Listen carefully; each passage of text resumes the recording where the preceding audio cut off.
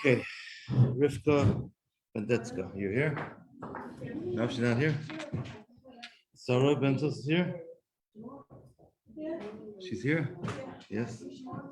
Alkalavana is here. Michal? Hello. Maya? You're here. Bracha Simcha? You're here. Devora Koplowitz? That's you? She's here? Chava's here? Chava Krimko? Chava? Anybody? No, not here. Devora Namdar is here. You here? You changed seats. That's okay. I'm just Shayna. I sometimes associate people where they sit. Shayna is here. You're here. Okay.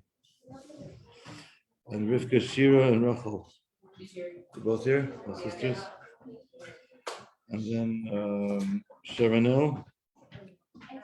Not here. Sofa Gola. You're here. Shayna. You're here. Rotem. You're here. And then Mushka. You're here? Mushka's here? It's you? Okay, welcome. Okay, let's begin. I got you, yes. Let's begin. We're now, you take out your Sfarim. So as you figured out by now, I'm switching with Rabbi Kasimov, who was kind enough to swap with me because on Thursday, God's up, I have a little trip to take, so I'm not available to come. Okay.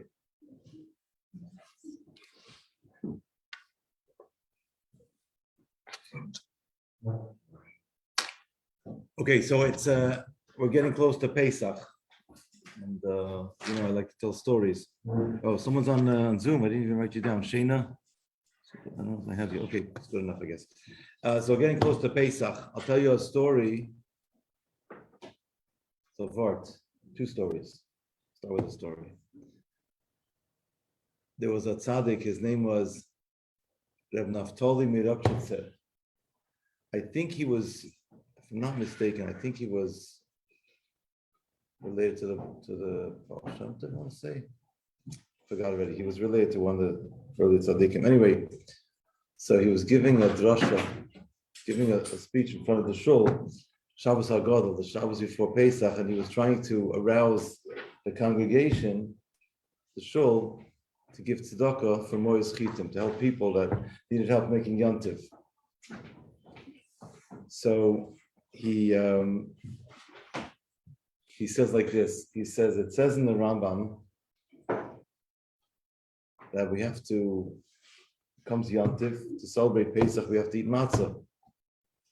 It also says that on Yantiv you're supposed to have basar and dogim, and yayin you're supposed to have, you have to have 4 cups of wine, you're also supposed to eat meat, and to celebrate the Yantiv accordingly, right, in a festive modality.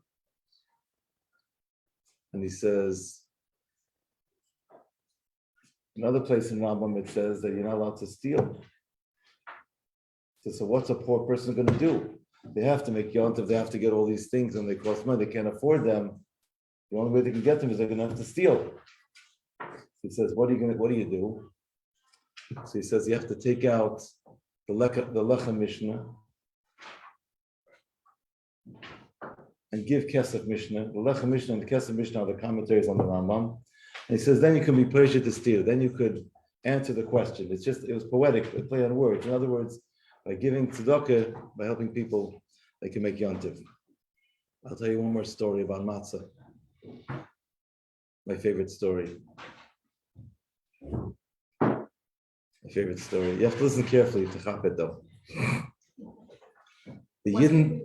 What's your favorite gebrocks item? Gebrocks? I don't eat gebrocks. No, but on the 8th day. On the 8th day. On the 8th day. My wife makes matzah brai, and everyone goes crazy about it. I'm not a matzah brai person. I don't need it. Okay, but what I like to have my matzah, avocado with my matzah. Okay. I mean, so during Pesach I don't do it. So but even though it's not necessarily gebrocks, yeah. Anyway, so the story goes like this. The Brisker Hasidim, the Brisker Yidden, are very, very strict with mitzvahs. Shmiras HaMitzvahs, very stringent. They're known for that. I heard this story from my Rosh Kollel, Rabbi Heller, who was originally a Brisker. So he said this story with a lot of a lot of energy, a lot of feeling. And he said as follows, he said that the Brisker Rav's son was baking matzahs. And he was thinking to himself, you bake the matzah, there's always room to do more stringency, more levels of spirituality, more levels of carefulness. It's unlimited. So after doing so much, he said to himself, he did all these extra levels of stringency, but at the end of the day, it's really impossible for a human being to do everything. There's always more levels to achieve, to attain higher and higher, even though it's kosher. So, and he wanted to have the best matzahs possible. So he's walking home carrying his box of matzahs, and he meets a simple Jew on his way home. They cross paths. And the simple Jew says to him, Rabbi, where are you coming from? He says, I'm coming from baking my matzahs. I just baked my matzahs. Here I've got my box of matzahs. So the simple Jew says to the Brisker Rav's son, he says, I also just baked matzahs recently. And I was thinking to myself that I'm a simple Jew. I don't even know all these different levels. I know the basics. So what I did is I prayed to God that I should merit to have the best possible matzahs. God should be God should just look after me and make sure that I get the best possible matzahs. So all of a sudden, the Brisker Rav's son is thinking to himself, maybe the simple Jew has better matzahs than I have. Because God is looking after him to get him the best matzahs, and I'm just doing what I could do on my own as a human being. So he gives him the following proposal. He says to the simple Jew, he says, I would be willing to trade and give you my matzahs if you would give me your matzahs. The eyes of the simple Jew lit up like the sky, and he says, I'd be delighted at such an arrangement. So they swap matzahs. The simple Jew gives his matzahs over to the Brisker Rav's son. The Brisker Rav's son gives his matzahs that were baked with all these stringencies to the simple Jew. And they went on their merry way. They all went on their and then the Brisker Rav's son comes to back home, and he comes to his father, who was the Rav, and you can imagine. It's a very sharp and a smart person. He says to his father, he says, I baked my matzahs with all the adorim, all the stringencies, but I said to myself, it's impossible to have everything because at the end of the day, we're all human. So I met this Jew along the way, on the way home, and he said to me, Hitavin to Hashem, that he should have the best possible matzahs. So I swapped matzahs with him. I gave him my matzahs, and he gave me his. So the Brisker Rav's father, Brisker Rav, says to his son, it appears that God answered the prayers of the simple Jew. God answered the prayers of the simple Jew. He got the best possible matzahs. And the lesson is that the Torah is loy b'shamayim. The Torah is not in the heavens. The Torah is here in this world. It's given to us as mortal human beings. And of course, Hashem watches over us. We have to do whatever we can. So anyway, it's one of my favorite stories. Ishmak and Maisa. There's another part I'll share with you because we're going to get ready for Pesach. Yesterday, a friend of mine who's a Sephardic Rav in the Sephardic community.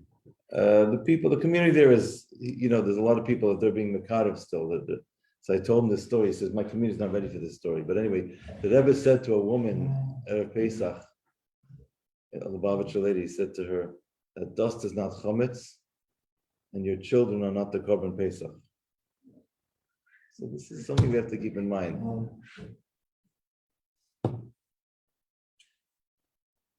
Okay, you want to hear another story? That's enough. I think I said enough. Let's hear Brang. Why not? Well, another story. I'll tell you another story actually. Let me just take a drink.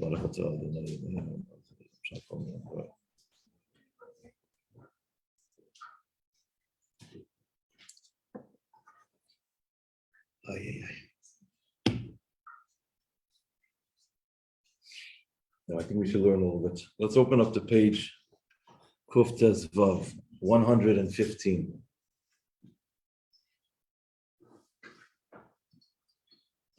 What's your craziest Pesach?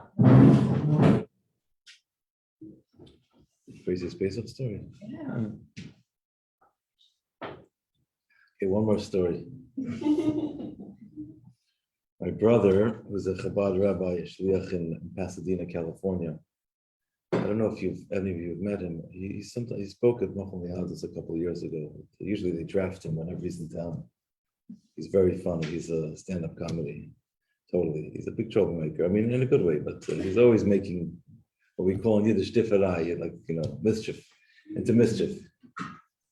So we spent Pesach at my sister in Alabama together. My family and his family, this is years ago. My sister, God bless her, very hospitable, Southern hospitality. We all crashed in the Deep South. It was great. Anyway, so you can imagine growing up in the Deep South, children are much more trusting than they are in the North. Here, in New York, everyone's looking over your back. What's going on? Someone says hello to you. What's going on? They try to mug me. It's a little bit over there in the South. Everyone's friendly. You go to the store, come again. They talk to you like it's a whole culture shift. You can go there. I'm always fascinated by that. But anyway, so comes the time in the Seder when you have to open up the door for Eliyahu Navi, right?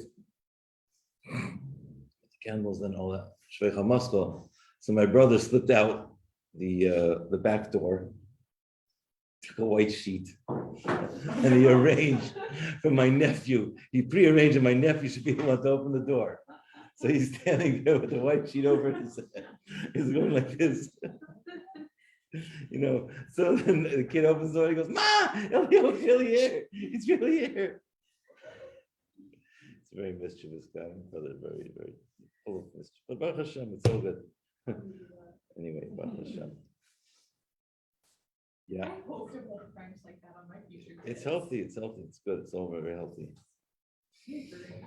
Baruch Hashem, it's good. Actually, if you think about it, the whole idea of the Afrikaans and it's all to get the children in, so doing these kind of Torah-themed pranks are very, very good because it gets the kids involved. It's within Torah-themed pranks. Yeah, Torah-themed pranks. We can do that. Yeah. Okay. Big troublemaker. Kosher shenanigans. It was always making trouble. The other thing that he did was, see, the problem is when I tell a story, it leads me to the next story. He pulled another prank by one of my nephews bar mitzvah. Again, in the South, they're very trusting. He wrote him like a $10,000 mitzvah gift. My brother doesn't have $10,000 to give him. So he goes, "Mom, I got a $10,000 check from Chaim." She says to him, "Go build it. Sweetie, it's not real. It's not real." It's so sad. It's so sad. He's going to be a little bit mean, but that's what he does. You just have to know what you're dealing with. You don't give your kids a little bit of trouble. Like a healthy amount. Healthy amount. Healthy exposure therapy. Anyway, that's how it is. But no, it's all good. You have to not cross the line. That's the hard part. Yeah. Now I'll tell you one more story, which is a holy story. My brother's father-in-law, Rabbi Reichik of blessed memory, he was the Rebbe Shliach. He was actually a Shliach of the Frierdiker Rebbe to Los Angeles, 1948. He and his wife, both of them of blessed memory, they went to Los Angeles by train in New York back in those days. And his father-in-law was a holy Jew. There's a book about him, you should read it. Anyway, so his father-in-law never drove, didn't have a license, but he had a phenomenal memory. So my brother married the youngest child of the family. My brother's wife, my sister-in-law, is the youngest in her family. So by the time my brother married into the family, his father-in-law was an older chassid already. He was probably close to 70, 68, I don't know exactly. And so as the youngest son-in-law in the family, he had the honor of driving his father-in-law around Los Angeles to deliver matzah to all the neshamas that he knew. He's driving hours away before GPS days. This is like 20, 30 years ago. He's driving all over Los Angeles, 2-3 hours away from the city. These fields, and he's telling him, make a right, make a left. He memorized the entire region. He knew it all, which is, my brother's like, well, this is sort of outer-worldly. Anyway, I'll tell you one more story about my brother's father-in-law. It's always going to be one more, with me. So Rabbi Reichik, I really would encourage you to read stories about him. He was a tremendous chassid. He was a very frail person. He was a thin person.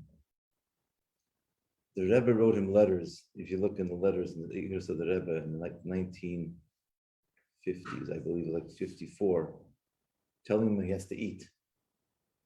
Who do you know that zeicha for a letter from the Rebbe to tell him to eat? I mean, So the Rebbe would tell him to eat. Eventually, the Rebbe told me he has to eat an apple a day. So when he would travel, he used to travel a lot to raise money for that. He raised millions of dollars for Lubavitch. He used to ask the person he was staying by if he can have an apple. And he was not the type of person to ask for any food. He did it because the Rebbe told me he has to eat an apple every day. So Rabbi Reichik, anyway, so he was a Levi. Reichik was a Levi. So the Rebbe, when he gave Mishloach Manos, he used to give Mishloach Manos to a Kohen, a Levi, and a Yisrael. So while Reb Shmuel Levitin was alive, he was a Levi also, he got the Levi. When Reb Shmuel Levitin passed away, Rabbi Reichik became the Levi that the Rebbe gave Mishloach Manos to. So Rabbi Reichik, who lived in Los Angeles, always made sure to be in New York for Purim, to get Mishloach Manos from the Rebbe. One year, he was already in his young 70s at the time, he had some kind of infection in his foot. And it was not clear whether or not he'd be able to travel to New York and be in time for Purim. So he insisted with his doctor, it was Lubavitcher Chassid, Dr. Dower, he insisted that he gets to go to the Rebbe. So his doctor said you could travel. At that time, my brother was living on Eastern Parkway across from 770 because he was just got married the year before, and his father was traveling into New York and staying by him. So the doctor said you can come to New York to get Mishloach Manos from the Rebbe, but under no circumstance are you allowed to go to the mikveh. And he said that because he had an infection. He was afraid that Chas v'Shalom, the infection could get worse. He had like an open wound. Now, there's no way in this earth that Rabbi Reichik is going to go get something from the Rebbe without going to the mikveh first. So this became a very interesting kind of dynamic. My brother was caught in the crosshairs of this. So he finds out his father-in-law is traveling to New York, and he gets instructions from his mother-in-law, she was a feisty woman. Rebbe Reichik was a very feisty woman. She said, Chaim, you knew her? Yeah? Okay, so she said, under no circumstances are you going to allow my husband to go to mikveh. He's not allowed to go to mikveh. Okay. And then he got instructions from his brothers-in-law, his father-in-law's sons also, you can't let my father go to mikveh. So what's he supposed to do? But he knew that his father-in-law was going to insist they take him to the mikveh. So he says, comes the morning, next morning he's going to get Mishloach Manos from the Rebbe. He says to me, and there's a mikveh actually on Eastern Parkway, corner Brooklyn, the Keres mikveh. It's just down the block where my brother lived. You didn't have to even cross any streets. He said to my brother, and he was frail, he needed someone to walk with him because it was hard for him to walk. He said to my brother, Chaim, lo magayin in mikveh. Chaim, let's go to the mikveh. So Chaim says to him, but the Shviger said that I'm not allowed to take you to the mikveh. Chaim, lo magayin in mikveh. He says that told me I'm not allowed to take. Chaim, lo magayin in mikveh. Okay, we're coming. He's like, Chaim says to me, he says, listen, he's a holy man. I'm not getting in the way of him. That's it. We went. Nothing happened to him, of course. But that was Rabbi Reichik. He was on a different plane. He was on a different level. He used to come to Los Angeles. The Yidden over there asked him for brachas because they looked up to him as a tzaddik. He was an incredible human being. Anyway, okay. I'll tell stories all day if I don't stop. So let's start. Kuftas Vav. We're going to study the laws of kashering, which is also actually very apropos for Pesach. Because, I'll tell you another story about Pesach. You know the story with the Kalim, the Tefillah? I told you the story, right? With the Tefillah when they went to the ocean and the Kalim got swept away. You know the story. That one you know. Okay. Let's do the next story. So first of all, kashering Kalim is, before we actually get into this subject, I want to introduce it by saying 2 points. Number one, the halachas of kosher food, by keeping kosher, extend beyond the food that we eat. They also apply to the vessels that we use to prepare the food. So which means to say that the vessels that are used to prepare foods have to attain a certain level of holiness. To be able to be fitting, to be able to prepare our foods, the vessels themselves have to have a certain status of purity. They have to go to the mikveh, but they also have to be kosher. Now, the basis for the laws of kashrus are learned out from the psukim of the story of Midian, when the Jews got all the loot, they got all the kalim from the Midianites, so they had to kasher the vessels. That's how we derive the halachas of kashering. In koshering, there's a principle, it's known as the like-to-like principle, which means the way in which something goes in, that's how it can come out. So if something gets absorbed through boiling water, we can purge it through boiling water. Something gets absorbed through red hot fire, we have to have red hot fire to burn it out. Something that gets absorbed only through letting it sit cold in a vessel for 24 hours, we can put in fresh water for 24 hours there. It's a three-day cycle process. But it's the like-to-like principle that's employed.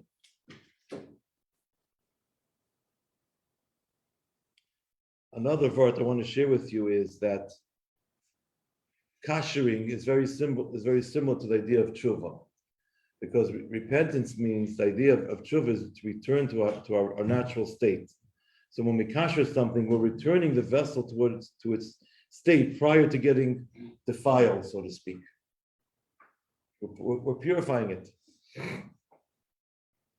It's brought down in Shulchan Aruch that if a person does something they're not supposed to with a certain amount of energy, passion, the way to redeem that energy is to do a mitzvah with passion.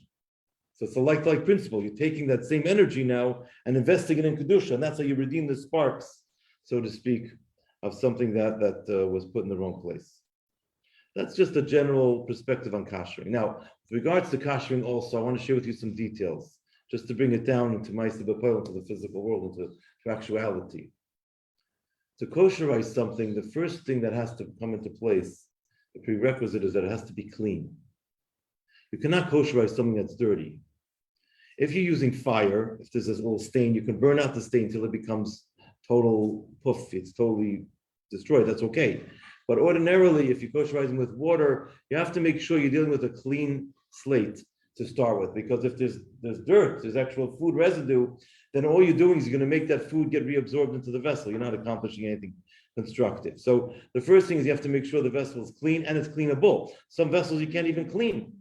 For example, if you have a vessel that's like a web or a basket that's very, very tightly weaved, you can't get inside to all those little crevices to clean it. So it's hard, for example, to kosherize and clean a French fry basket, unless the holes are big enough. Sometimes you just have to buy a new one, or you have to torch it. But to just boil it out is not always going to be enough, because there's still going to be grease stains on it and oil stains. It's not practical to actually kosherize in that sense.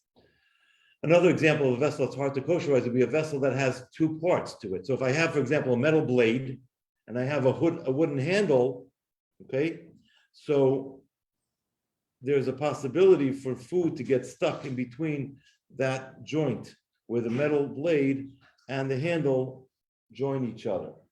So there I have to clean that area, so maybe I can unscrew the handle first to clean behind it, but you just have to be mindful of that. If you can't clean it, then it's also a problem. If it's one piece, it's much easier to kosherize, like a piece of, let's say, a knife that's metal. There's not a problem to kosher if it's wood, like Kasha wood, but sometimes we just sand it down. Like, let's say it's a butcher block table, for example. So there we've done this in factories. We'll sand it down. The problem with wood is that you can have grooves, you can have like slits in the wood, and you can have food that gets stuck in there, and therefore you cannot clean it properly. So you have to sand it down to a point where it's a totally smooth surface, and then it's kosherizable. Okay, so you have to make sure it's totally smooth, no grooves, no crevices. So when I had a factory, there used to be a chametz bakery many years ago that they closed down already. And then they used to convert themselves to a Pesach bakery like 3 months before Pesach. We kasher the whole place. From a Yidden. So he used to come with a sander. He used to sand down his butcher block tables. Mamish, like take off a nice chunk till it was totally smooth. Then we would pour boiling water over it and kosherize everything. He had separate racks and sheet pans for Pesach that we didn't kosherize. The sheet pans were separate. The rest of everything has to be kosherized. But anyway, that was many moons ago. Okay.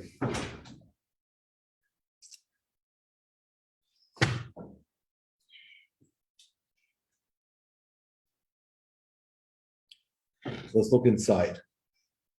Kosa Batera Kadesha. Yes, what can I do? Make sure they don't get into trouble. Tell stories all day.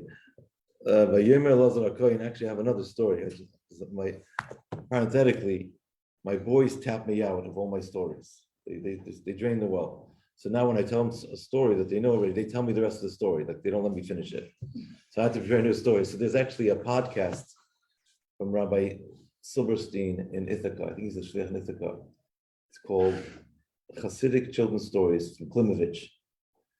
He's a great storyteller. He's got great stories in there. So I started listening to those. That's my latest that I'm tapping into. Anyway, so Elazar HaKohen says to the people of the assembly, coming from the war. This is the law, the statute of the Torah that Hashem commanded Moshe. Now we're going to list a bunch of different types of metals: the gold, kesef, the silver, anachroiches, copper, sabarzol, the iron, deal, the tin, the lead. Anything that comes in contact with fire, taviru ba'esh, you have to purge, you have to kosherize it with fire, and it becomes pure. The yischat, that's referring to the tefillah of a mikvah, which we learned last time. Whatever does not come directly in contact with fire, taviru ba'moyim, you kosherize it with water. So the two general classic methodologies of kosherization are fire or water, depending on the usage. Fire to fire, water to water. Now, you could always go through a more stringent fashion. So if something is absorbed with water, you can kosherize it with fire if you wish. You just don't have to. But conversely, if something is absorbed with fire, you cannot kosherize it with water because that's not strong enough to get out the taste when it's absorbed with fire. When it comes to an earthenware vessel, you cannot kosherize earthenware. You have to break it. If it's a vessel made from copper, you clean it out, and then it can be kosherized. Okay, now, so there's a basic concept with regards to koshering is that there's an absorption that takes place in the walls of the vessel that we cook in. So if I cook in this vessel here, let's say I'm making kosher chicken soup. So the chicken soup, now the taste is going to get absorbed in the walls of this vessel, and that would make this vessel fleishic status. So we have to be mindful what status a particular vessel is, because we can't crisscross milchiks to fleishiks, or you can't take a vessel that was not kosher without first kosherizing it.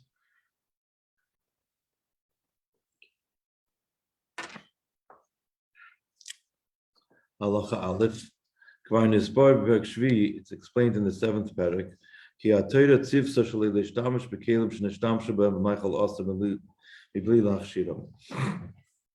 The Torah says that we're not allowed to use a vessel that was used for forbidden food without kosherizing it first. What's the reason? At the time when prohibited food is cooked in a vessel,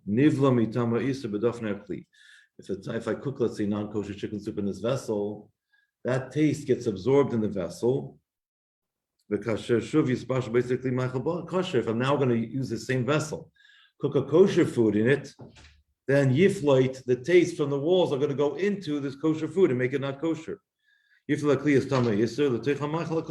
into the kosher food, it's going to render it not kosher. So that's the problem. Therefore, we have to be careful. The one who's eating that kosher food, you're also going to eat the tam iser. The Torah says we're not allowed to eat kosher food that has a tam iser, taste of iser in it. But that's the basic premise.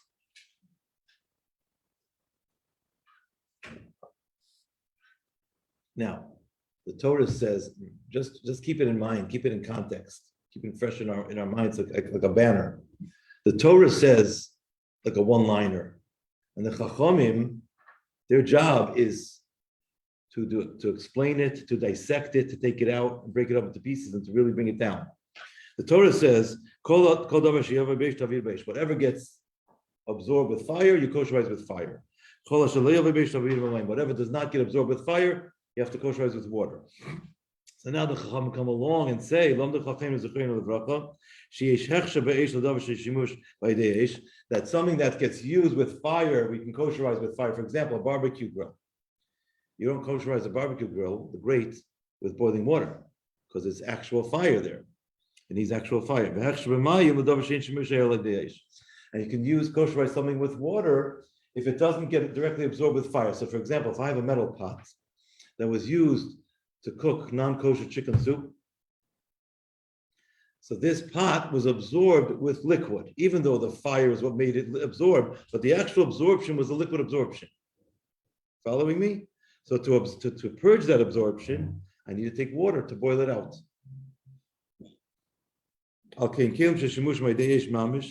But vessels that go directly on fire, for example, a barbecue spit or a spit or a grill and a grate and things like that, those have to get red hot, really hot. And vessels that you use with boiling water, the kosherize them through boiling water. Now, for those of you taking notes, please write this down. The effect of boiling water on a vessel is different than the effect of red hot fire on a vessel. When you have boiling water, what you're trying to do is to purge the taste that's already absorbed in the vessel. You're not destroying the taste, you're just purging it, pulling it out. It's kind of like almost like think of it as a very strong force, like called ventricular force, I'm not sure what the word is, a very strong force that pulls it out. Right? So if I have boiling water in there, I'm like opening up the pores of the metal and it's pulling out that taste. But the taste is still there. I'm just pulling it out and I'm taking it out of the vessel. That's what boiling water does. But red hot fire doesn't take out any taste. It burns it in its place. There's so much force and so much energy happening at that moment, it burns it in its place. Soifer be'esh. So halachically, there's differences. Just keep that in mind. I'll explain in a moment how that actually affects. But when you burn something in its place, halachically, it's a much stronger effect. Okay, which will explain why you don't have to do certain things thereafter. I'll explain it now since I made you curious. After you boil something out and you take out the taste, the custom is to do a cold rinse on the vessel. Because you want to rinse out the mehagolo, the water that was used for the koshering. Even though it's already a spoiled taste, it's been 24 hours, so it's not going to make the vessel not kosher anymore. But still, just to make it even better, we rinse it out. Because we're not actually destroying the forbidden taste now. We're just pulling it out. Whereas when it comes to kosherizing with fire, there we don't have to do a cold rinse after we torch something red hot until it becomes totally kosherized and clean. Because at that point, we burned everything in its place. There's nothing to be worried about, any remnants, it's all gone. It's destroyed. Okay, so it's a different effect. We have these torches that we use when we kosherize factories. There are these roofers' torches. They're like this long, and they can shoot out a flame like 3 feet long. They're called flamethrowers. I mean, the thing is it's a menacing weapon. You have to know how to use it. You can adjust the nozzle so you can have a smaller flame. They're really not meant to be used indoors, only for outdoor use, but I've kosherized with them in the past. You have to do it in a very open space. Okay.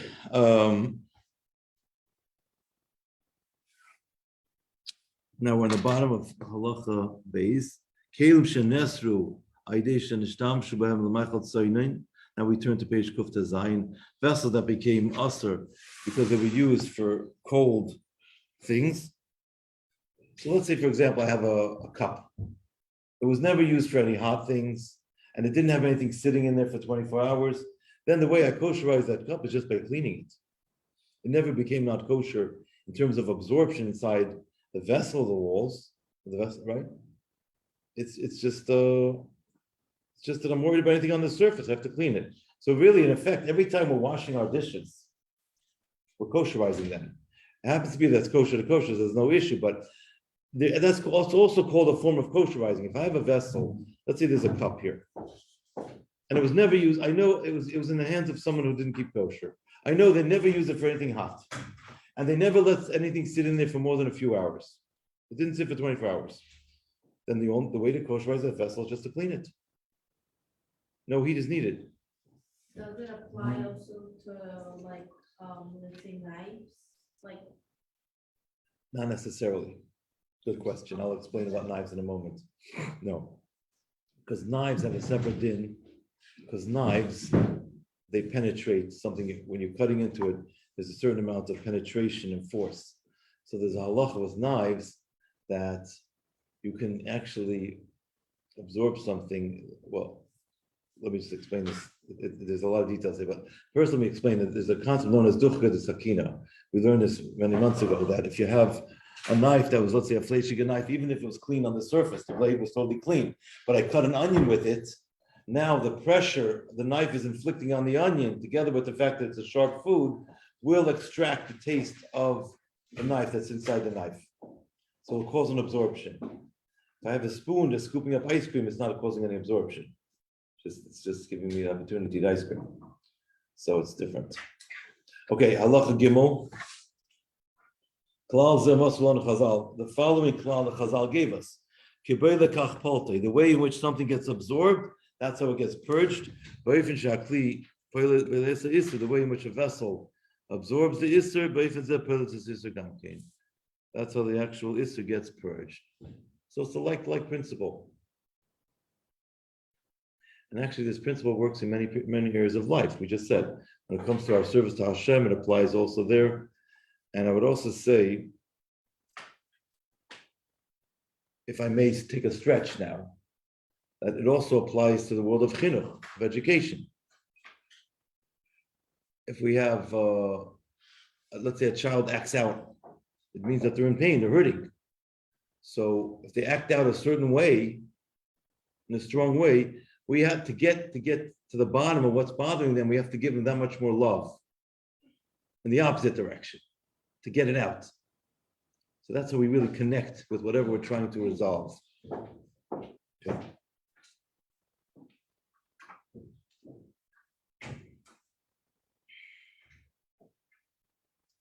The next halacha dalid. Yesh leisha sugi hechsher. There's three types of kashering. Hechsher liban kasher. Liban, by the way, what does the word liban mean? Can someone tell me? What does lavan mean? White. Liban means white. Because when you kosherize something red hot, it becomes white and clean. Totally. I have kosher in my name. Nice. Yes, you do. Thank you. My name is Hanoka. I've got the okay in my name. See that? Hechsher libon, hechsher hagala, kosherizing with hagala, boiling water, hechsher hadacha, and rinsing. And they each function differently. Their principles and their functionality differ. As I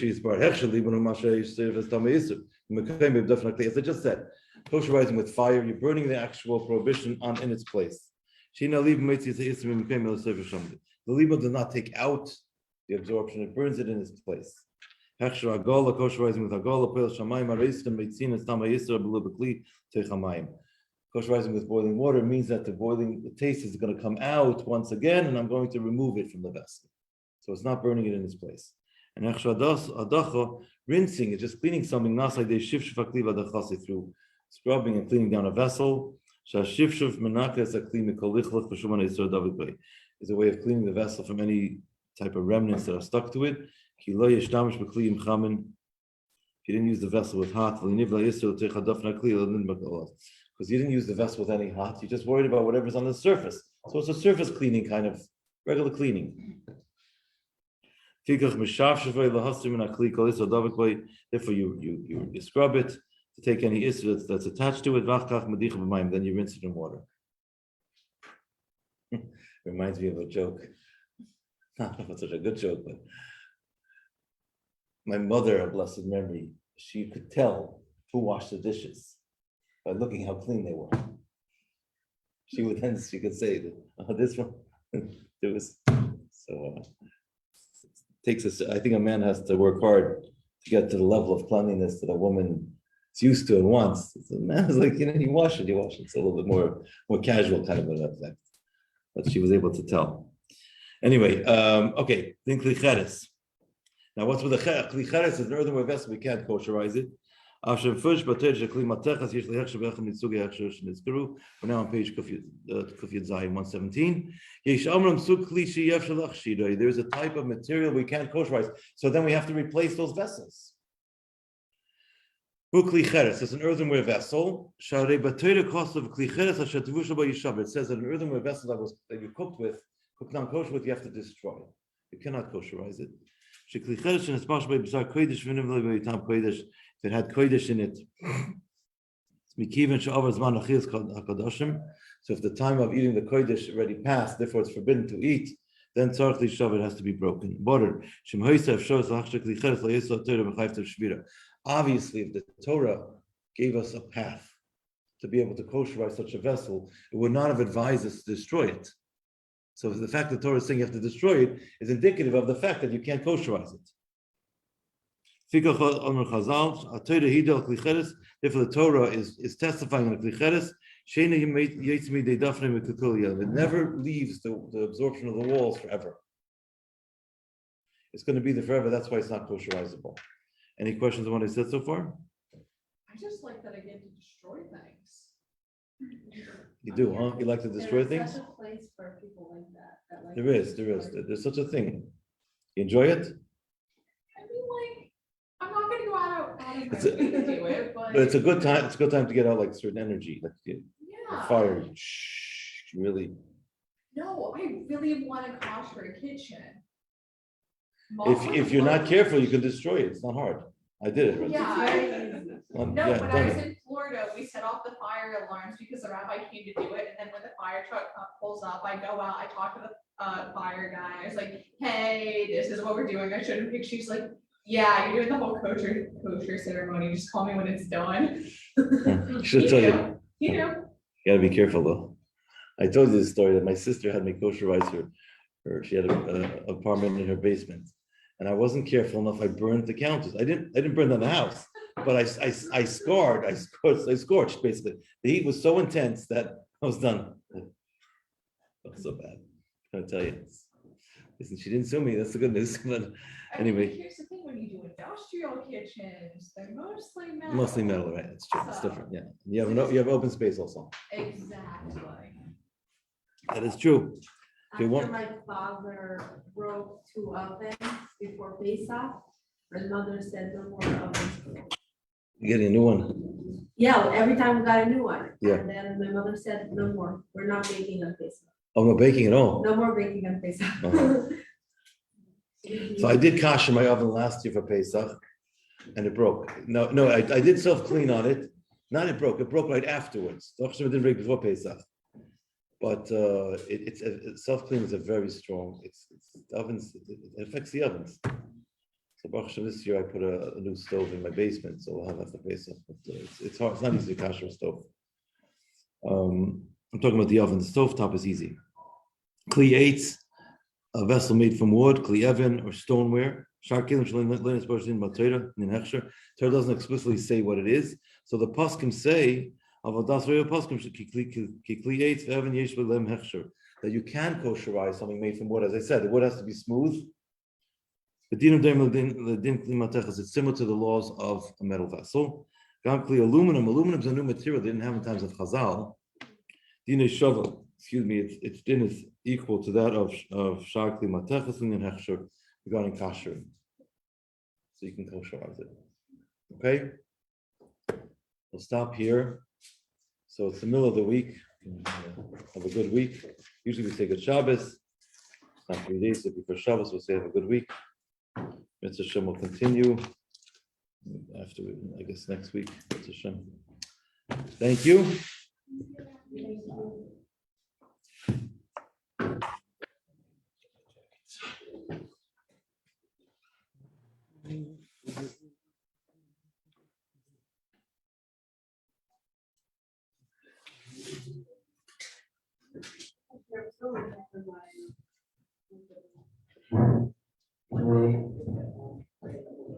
It's okay, I've been waiting too. I saw you working on it like